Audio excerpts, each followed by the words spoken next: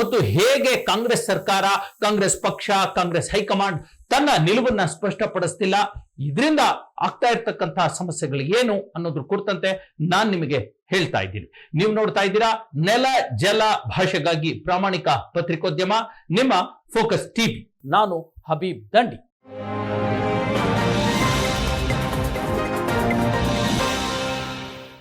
S ವೀಕ್ಷಕರೇ, ನೋಡಿ, ಇವತ್ತು ದಾವಣಗೆರೆಯ ರಣ ಕಣ ಇದೆಯಲ್ಲ, ಅಲ್ಲಿ ಬೈ ಎಲೆಕ್ಷನ್ ಅನೌನ್ಸ್ ಆಗ್ಬಿಟ್ಟಿದೆ.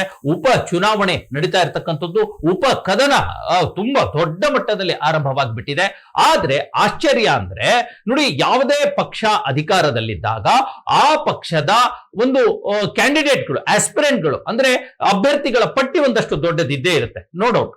ಆದರೆ ಆಡಳಿತ ಪಕ್ಷ ಬೈ ಎಲೆಕ್ಷನ್ಗಳನ್ನ ಗೆಲ್ಲುವಂಥದ್ದೇ ಸರ್ವಸಾಮಾನ್ಯ. ಅದು ರಾಷ್ಟ್ರ ಮಟ್ಟದಲ್ಲಾಗ್ಲಿ ಅಥವಾ ರಾಜ್ಯ ಮಟ್ಟದಲ್ಲಾಗ್ಲಿ, ರಾಷ್ಟ್ರ ಮಟ್ಟದಲ್ಲಿ ನಡೆಯುವಂತಹ MP ಎಲೆಕ್ಷನ್ಗಳಾಗ್ಲಿ ಅಥವಾ ರಾಜ್ಯಸಭಾ ಚುನಾವಣೆಗಳಾಗಿರ್ಲಿ, ಅಥವಾ ರಾಜ್ಯ ಮಟ್ಟದಲ್ಲಿ ನಡೆಯುವಂತಹ MLA ಎಲೆಕ್ಷನ್ಗಳಾಗಿರ್ಲಿ ಅಥವಾ MLC ಎಲೆಕ್ಷನ್ಗಳಾಗಿರ್ಲಿ, ಅಥವಾ ಯಾವುದೋ ಶಾಸಕ ಅಸುನೀಗಿದ ಕಾರಣಕ್ಕೋ ರಾಜೀನಾಮೆ ಕೊಟ್ಟ ಕಾರಣಕ್ಕೋ ನಡೆಯುವಂತ ಉಪಕದನಗಳು, ಉಪಚುನಾವಣೆಗಳಿದಾವಲ್ಲ, ಅದು ಕೂಡ ಯಾವ ಪಕ್ಷ ಆಡಳಿತಾರೂಢ ಪಕ್ಷ ಇದೆ ಅಂದ್ರೆ ರಾಜ್ಯದಲ್ಲಿ ಯಾವ ಪಕ್ಷದ ಸರ್ಕಾರ ಇದೆ ಅದೇ ಪಕ್ಷಕ್ಕೆ ಉಪಚುನಾವಣೆ ಗೆಲ್ಲುವಂಥದ್ದು ಸರ್ವೇ ಸಾಮಾನ್ಯ. ಯಾಕಂದ್ರೆ ಆಡಳಿತ ಕೈಯಲ್ಲಿರುತ್ತೆ, ಅಧಿಕಾರ ಕೈಯಲ್ಲಿರುತ್ತೆ, ಅಧಿಕಾರ ಯಂತ್ರ ಕೈಯಲ್ಲಿರುತ್ತೆ, ಅಧಿಕಾರಿಗಳ ಕೈಯಲ್ಲಿರ್ತಾರೆ, ಮತ್ತೆ ಆಡಳಿತ ಪಕ್ಷಕ್ಕೆ ದೊಡ್ಡ ಮಟ್ಟದ ಜನಬೆಂಬಲ ಕೂಡ ಇರುತ್ತೆ, ಜೊತೆಗೆ ಕಾರ್ಯಕರ್ತರ ಬೆಂಬಲ ಇರುತ್ತೆ. ಹಾಗಾಗಿ ಯಾಕಂದ್ರೆ ವಿಪಕ್ಷಗಳಿಗೆ, ವಿರೋಧ ಪಕ್ಷಗಳಿಗೆ ಇವ್ಯಾವುದೂ ಇರಲ್ಲ, ಅಧಿಕಾರ ಇರಲ್ಲ, ಆಡಳಿತ ಇರಲ್ಲ, ಜನಬೆಂಬಲ ಇರಲ್ಲ.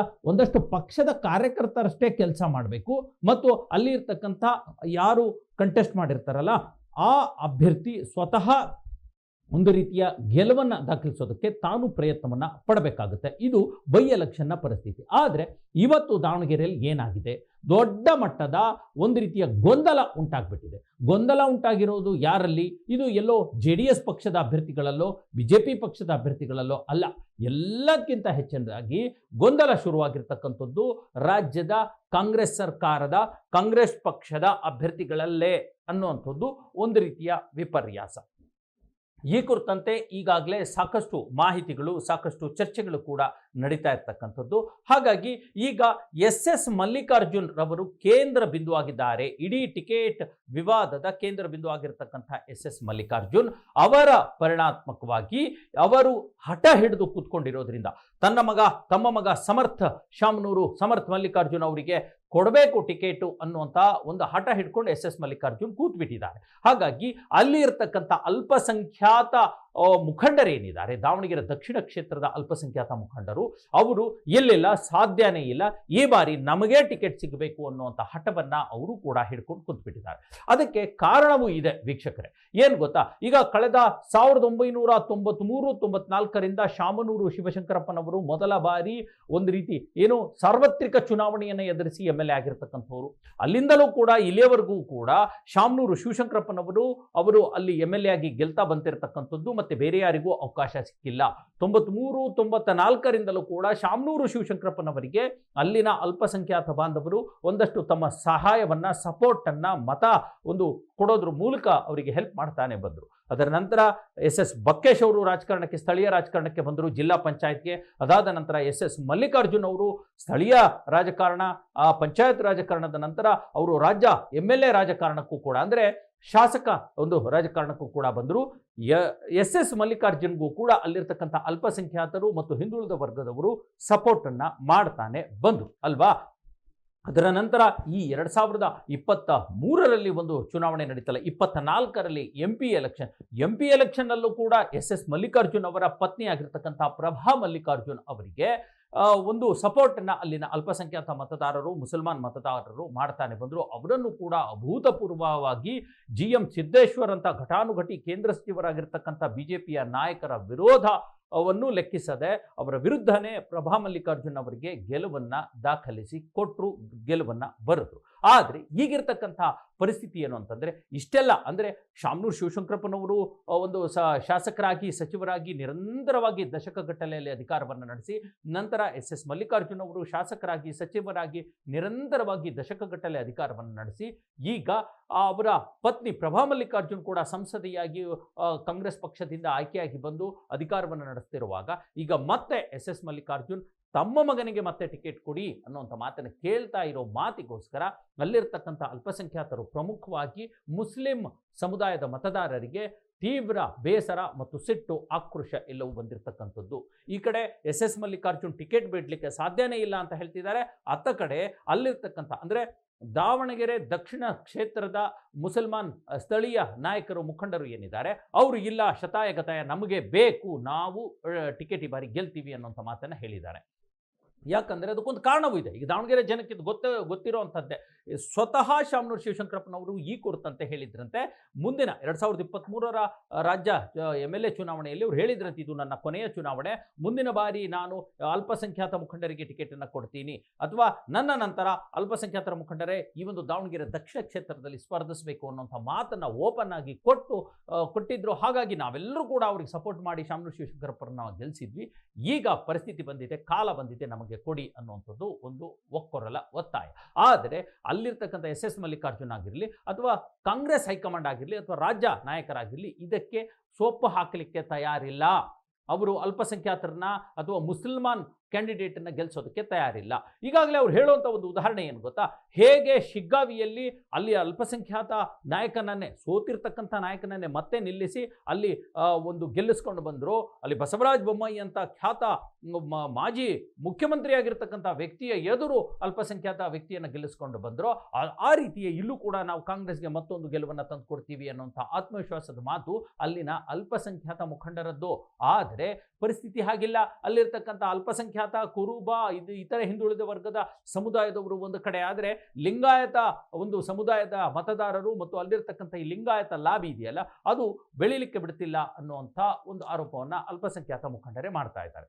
ಇದೆಲ್ಲದರ ನಡುವೆ ಈಗ ನಿನ್ನೆ ಒಂದು ದೊಡ್ಡ ಮಟ್ಟದ ಗಲಾಟೆ ಕೂಡ ಆಗಿದೆ. ನಿನ್ನೆ ಒಂದು ಕಾಂಗ್ರೆಸ್ ಶಿಸ್ತು ಸಮಿತಿ ಮತ್ತು ಚುನಾವಣಾ ಸಮಿತಿ ಏನಿದೆ ಅದು ನಿನ್ನೆ ಅಲ್ಲಿ ಮೀಟಿಂಗನ್ನು ಮಾಡ್ತು. MLC ಆಗಿರ್ತಕ್ಕಂಥ ಮಂಜುನಾಥ್ ಭಂಡಾರಿ ಮತ್ತು ಮಾಜಿ ಸಚಿವ HM ರೇವಣ್ಣ ಅವರ ನೇತೃತ್ವದಲ್ಲಿ ಮಾಡ್ತು. ಅಲ್ಲಿ ಟಿಕೆಟ್ ಯಾರಿಗೆ ಕೊಡಬೇಕು ಅನ್ನುವಂಥ ಬರೀ ಒಂದು ಒಪಿನಿಯನ್ನ ಪಡ್ಕೊಳ್ತಾ ಇದ್ರು. ಅಲ್ಲಿ ಮೂರೂ ವಿಭಾಗದವರು ಯಾರ್ಯಾರು, ಎಸ್ ಮಲ್ಲಿಕಾರ್ಜುನ್ ಬೆಂಬಲಿಗರು, ಅಲ್ಪಸಂಖ್ಯಾತ ಮುಖಂಡರ ಬೆಂಬಲಿಗರು ಮತ್ತು ಹಿಂದುಳಿದ ವರ್ಗದ ಮುಖಂಡರು, ಇವರೆಲ್ಲರೂ ಅವರ ಕಾರ್ಯಕರ್ತರು ಬಂದು ದೊಡ್ಡ ಮಟ್ಟದಲ್ಲಿ ತಳ್ಳಾಟ, ನೂಕಾಟ, ಒಂದು ರೀತಿಯ ಕೂಗಾಟ ಇವೆಲ್ಲವನ್ನು ಮಾಡಿ ಮುಜುಗರಕ್ಕೆ ಈಡು ಮಾಡಿಬಿಟ್ರು. ಇಲ್ಲ, ನಮ್ಮ ಅಭ್ಯರ್ಥಿಗೆ ಕೊಡಬೇಕು ಅನ್ನುವಂಥದ್ದು. ಎಷ್ಟರ ಮಟ್ಟಿಗೆ ತಳ್ಳಾಟ, ನೂಕಾಟ ಮತ್ತು ಆಕ್ರೋಶ ಹೊರಬಿತ್ತು ಅಂತಂದ್ರೆ, ಅದರಲ್ಲೂ ಅಲ್ಪಸಂಖ್ಯಾತ ಮುಖಂಡರು, ಮುಸಲ್ಮಾನ್ ಮತದಾರರು, ಬೆಂಬಲಿಗರು ಏನು ಹೇಳಿದ್ರು ಅಂದರೆ, ಈ ಬಾರಿ ನಮಗೆ ಮುಸ್ಲಿಂ ಮುಖಂಡರಿಗೆ ನಮಗೆ ಟಿಕೆಟ್ ಕೊಡಲೇಬೇಕು, ಇಲ್ಲ ಅಂದರೆ ನಾವು ನಿಮಗೆ ಸಪೋರ್ಟ್ ಮಾಡೋದೇ ಇಲ್ಲ, ಕಾಂಗ್ರೆಸ್ ಪಕ್ಷವನ್ನೇ ಬೇಕಿದ್ರೆ ತ್ಯಜಿಸ್ಬಿಡ್ತೀವಿ, ಯಾವುದೋ ಇಂಡಿಪೆಂಡೆಂಟ್ ಕ್ಯಾಂಡಿಡೇಟನ್ನು ನಾವು ಸಪೋರ್ಟ್ ಮಾಡ್ತೀವಿ, ಅಥವಾ ಇನ್ಯಾವುದೋ BJP ಕ್ಯಾಂಡಿಡೇಟ್ಗೂ ಇನ್ನೊಂದು ಯಾವುದೋ ಪಕ್ಷದ ಕ್ಯಾಂಡಿಡೇಟಿಗೆ ಸಪೋರ್ಟ್ ಮಾಡ್ತೀವಿ ಅನ್ನುವಂಥ ಒಂದು ಹಠಕ್ಕೆ ನಿಂತು ಬಿಟ್ರು. ಅಷ್ಟೇ ಅಲ್ಲದೆ, ಒಂದು ವೇಳೆ ಅಲ್ಲಿರ್ತಕ್ಕಂಥ ನೋಡಿ, ಈಗ ಒಂದಷ್ಟು ಜನ ಟಿಕೆಟ್ ಆಸ್ಪಿರೆಂಟ್ಸ್ಗಳು ಇದ್ದಾರೆ. ಅಲ್ಲಿರ್ತಕ್ಕಂಥ ಸಿಟ್ಟಿಂಗ್ MLC ಅಬ್ದುಲ್ ಜಬ್ಬಾರ್ ಅವರು ಕೂಡ ದೊಡ್ಡ ಮಟ್ಟದ ಟಿಕೆಟ್ ಆಸ್ಪಿರೆಂಟ್, ಅಲ್ಲದೆ ಸೈಯದ್ ಖಾಲಿದ್ ಅಹಮದ್ ಅನ್ನೋಂಥವ್ರು ಅಲ್ಲಿ ಸ್ಥಳೀಯವಾಗಿ ಸಾಕಷ್ಟು ಒಳ್ಳೆ ಕೆಲಸಗಳನ್ನು ಮಾಡಿಕೊಂಡು ಬರ್ತಾ ಇದ್ದಾರೆ. ಅವರಿಗೆ ಟಿಕೆಟ್ ಕೊಡಿ. ಒಂದು ವೇಳೆ ಟಿಕೆಟ್ ಕೊಡಲಿಲ್ಲ, ಮತ್ತೆ ಶಾಮನೂರ್ ಫ್ಯಾಮಿಲಿಗೆ ಟಿಕೆಟ್ ಕೊಟ್ಟಿದ್ದೆ ಆದರೆ ನಾವು ಶಾಮನೂರ್ ಕುಟುಂಬವನ್ನು ಬಹಿಷ್ಕರಿಸ್ತೀವಿ, ಅವರಿಗೆ ಓಟೇ ಹಾಕೋದಿಲ್ಲ, ನಾವು ಇಂಡಿಪೆಂಡೆಂಟ್ ಕ್ಯಾಂಡಿಡೇಟ್ ಆಗಿ ಈ ಯಾರು ಖಾಲಿದ್ ಇದ್ದಾರೆ, ಅಬ್ದುಲ್ ಜಬ್ಬಾರ್ ಇದ್ದಾರೆ, ಅವರು ಮತ್ತು ಸೈಯದ್ ಖಾಲಿದ್ ಅಹಮದ್ ಅವ್ರನ್ನ ಇಬ್ಬರಲ್ಲಿ ಒಬ್ಬರನ್ನ ನಿಲ್ಲಿಸಿ ಅವರಿಗೆ ಗೆಲ್ಲಿಸುವಂಥ ಕೆಲಸ ಮಾಡ್ತೀವಿ ಅನ್ನುವಂಥ ಒಂದು ರೀತಿಯ ಎಚ್ಚರಿಕೆ, ಚಾಲೆಂಜ್ ಎಲ್ಲವನ್ನು ಹಾಕಿರ್ತಕ್ಕಂಥದ್ದು. ಹಾಗಾಗಿ ಈಗ ಪರಿಸ್ಥಿತಿ ಅಲ್ಲಿ ಅಷ್ಟು ಸರಳವಾಗಿಲ್ಲ. ಹಾಗಾಗಿ ಇದಲ್ಲದೆ JDS ಶಾಸಕ ಅಲ್ಲಿ ಅಂದರೆ JDSನ MLA ಕಂಟೆಸ್ಟ್ ಮಾಡಿರ್ತಕ್ಕಂಥ ಮುಖಂಡರು ಕೂಡ ಇದ್ದಾರೆ. ಅವರು MLA ಕ್ಯಾಂಡಿಡೇಟ್ ಆಗಿರ್ತಕ್ಕಂಥವ್ರು ಅಮಾನುಲ್ಲಾ ಖಾನ್ ಅಂತ, ಅವರು ಕೂಡ ಮುಖ್ಯವಾಗಿ ಅಲ್ಪಸಂಖ್ಯಾತ ಮುಸಲ್ಮಾನ್ ಮುಖಂಡರಿಗೆ ಕೊಡಬೇಕು ಅನ್ನೋಂಥ ಮಾತನ್ನು ಹೇಳ್ತಾ ಇದ್ದಾರೆ. ಹಾಗಾಗಿ ಪರಿಣಾಮಗಳು ಏನಾಗ್ಬೋದು? ಪರಿಸ್ಥಿತಿ ಒಂದು ಮಾತನ್ನು ಎಚ್ಚರಿಕೆ ಕೊಟ್ಟಿದ್ದಾರೆ, ನೀವೀಗ ಟಿಕೆಟ್ ಕೊಡಲಿಲ್ಲ ಅಂದರೆ ಈಗ ನಾವು ಇಂಡಿಪೆಂಡೆಂಟ್ ಆಗಿ ಸ್ಪರ್ಧಿಸ್ತೀವಿ, ಅದು ಬೇರೆ ವಿಚಾರ. ಆದರೆ ಮುಂದಿನ ಚುನಾವಣೆಯಲ್ಲಿ SS ಮಲ್ಲಿಕಾರ್ಜುನ್ಗೂ ಸೋಲಿಸ್ತೀವಿ, ದಾವಣಗೆರೆ ಉತ್ತರ ಕ್ಷೇತ್ರದಲ್ಲೂ ಕೂಡ ನಮ್ಮ 50,000 ಓಟ್ಗಳಿದ್ದಾವೆ, SS ಮಲ್ಲಿಕಾರ್ಜುನ್ಗೆ ಸೋಲಿಸ್ತೀವಿ ಅಂತ ಹೇಳ್ತಿದ್ದಾರೆ. ಈಗ ದಾವಣಗೆರೆ ದಕ್ಷಿಣ ಕ್ಷೇತ್ರದಲ್ಲಿ ಸುಮಾರು 80,000ದಷ್ಟು ಅಲ್ಪಸಂಖ್ಯಾತ ಓಟ್ಗಳು, ಉತ್ತರದಲ್ಲಿ 50,000 ಓಟ್ಗಳು. ಹಾಗಾಗಿ ಕಾಂಗ್ರೆಸ್ ಪಕ್ಷಕ್ಕೆ ದೊಡ್ಡ ಹೊಡೆತ ಆಗುತ್ತೆ. ಎಲ್ಲೋ ಒಂದು ಕಡೆ ಕಾಂಗ್ರೆಸ್ ಅಥವಾ ಎಸ್ ಮಲ್ಲಿಕಾರ್ಜುನ್ ಒಂದು ಸೀಟಿಗಾಗಿ 3 ಸೀಟನ್ನು ಕಳ್ಕೊಳ್ತಾ ಇದೆಯಾ ಅನ್ನುವಂಥ ಒಂದು ಪರಿಣಾಮ ಈಗ ಉಂಟಾಗ್ತದೆ. ಯಾವ್ಯಾವುದು 3 ಸೀಟು? ಈಗ ಇರ್ತಕ್ಕಂಥ ಪ್ರಭಾ ಮಲ್ಲಿಕಾರ್ಜುನ್ MP ಆದರೆ ಅವರು ಮುಂದಿನ ಚುನಾವಣೆಯಲ್ಲೂ ಕೂಡ ಸಪೋರ್ಟ್ ಮಾಡಲ್ಲ. ಎಸ್ ಮಲ್ಲಿಕಾರ್ಜುನ್ ನಿಂತ್ಕೊಂಡ್ರೆ ಅವ್ರಿಗೂ ಸಪೋರ್ಟ್ ಮಾಡಲ್ಲ. ಈಗ ಈ ಬೈ ಎಲೆಕ್ಷನ್ ಅಲ್ಲಿ ಯಾರು ನಿಂತ್ಕೊಳ್ತಾರೆ, ಶಾಮನೂರ್ ಕುಟುಂಬದಿಂದ ಅವ್ರಿಗೂ ಸಪೋರ್ಟ್ ಮಾಡಲ್ಲ ಅನ್ನುವಂಥದ್ದು. ಅಂದ್ರೆ ಒಂದು ಸೀಟಿಗಾಗಿ 3 ಸೀಟ್ ಕಳ್ಕೊಳ್ತಾ ಇದ್ದಾರಾ ಅನ್ನುವಂಥದ್ದು ಚರ್ಚೆಗೆ ಈಡಾಗ್ತಾ ಇದೆ. ಇದಲ್ಲದೆ ಈ ಮೂಲಕ ಹಠಕ್ಕೆ ಬಿದ್ದಿರ್ತಕ್ಕಂಥ ಎಸ್ ಮಲ್ಲಿಕಾರ್ಜುನ್ ಮತ್ತು ಕಾಂಗ್ರೆಸ್ಗೆ ಇಬ್ಬರಿಗೂ ಕೂಡ ಭಾರಿ ಒಂದು ಲಾಸ್ ಆಗುವಂಥ ಎಲ್ಲ ಸಾಧ್ಯತೆಗಳು ಇರತಕ್ಕಂಥದ್ದು. ಜೊತೆಗೆ ಈಗ ಯಾವುದೇ ರೀತಿಯ ನಿರ್ಲಕ್ಷ್ಯವನ್ನು ತೋರಿಸದೆ ಕಾಂಗ್ರೆಸ್ ಹೈಕಮಾಂಡ್ ಮಧ್ಯಪ್ರವೇಶಿಸಿ ಒಂದು ಸೂಕ್ತ ತೀರ್ಮಾನವನ್ನು ತೆಗೆದುಕೊಂಡ್ರೆ ಕಾಂಗ್ರೆಸ್ ಅಭ್ಯರ್ಥಿಗಳು ಮತ್ತು ಒಂದು ಸೂಕ್ತ ತೀರ್ಮಾನ, ಯಾಕಂದ್ರೆ ಕಳೆದ ಒಂದು 60-70 ವರ್ಷಗಳಿಂದ ಅಲ್ಪಸಂಖ್ಯಾತ ಅಭ್ಯರ್ಥಿಗಳಿಲ್ಲ. ಒಂದು ಅಂದಾಜಿನ ಪ್ರಕಾರ ಕರ್ನಾಟಕದಲ್ಲಿ ಇರತಕ್ಕಂಥ ಅಲ್ಪಸಂಖ್ಯಾತ ಒಂದು ಅವರ ಜನಸಂಖ್ಯೆಗೆ ಅನುಗುಣವಾಗಿ ಸುಮಾರು 35-40 ಜನ ಅಲ್ಪಸಂಖ್ಯಾತ ಶಾಸಕರು ಇರಬೇಕಿತ್ತು. ಇವತ್ತು ಎಷ್ಟಿದ್ದಾರೆ? 7-8 ಜನ ಇದ್ದಾರೆ ಅಷ್ಟೇ. ಹಾಗಾಗಿ ಅವರಿಗೆ ಕೊಡಬೇಕು, ಕೊಟ್ಟರೆ ಶಿಗ್ಗಾವಿ ಅಂತ ಇಲ್ಲೂ ಕೂಡ ಗೆದ್ಕೊಂಡು ಬರ್ತಾರೆ ಅನ್ನುವಂಥದ್ದು ಇವತ್ತಿನ ಪರಿಸ್ಥಿತಿ. ನೋಡೋಣ ಹೈಕಮಾಂಡ್ ಏನು ತೀರ್ಮಾನ ಮಾಡುತ್ತೆ, ಯಾವ ಒಂದು ತೀರ್ಮಾನ ತೆಗೆದುಕೊಳ್ಳುತ್ತೆ. ಎಸ್ ಮಲ್ಲಿಕಾರ್ಜುನ್ ಅವರಿಗೆ ಬಣಕ್ಕೆ ಮಣೆ ಹಾಕುತ್ತಾ ಅಥವಾ ಅಲ್ಪಸಂಖ್ಯಾತರ ಆಯ್ಕೆ ಮಾಡುತ್ತಾ ಅನ್ನುವಂಥದ್ದು ಕಾದು ನೋಡಬೇಕಾಗಿದೆ. ನೆಲ ಜಲ ಭಾಷೆಗಾಗಿ ಪ್ರಾಮಾಣಿಕ ಪತ್ರಿಕೋದ್ಯಮ, ನಿಮ್ಮ ಫೋಕಸ್ ಟಿವಿ.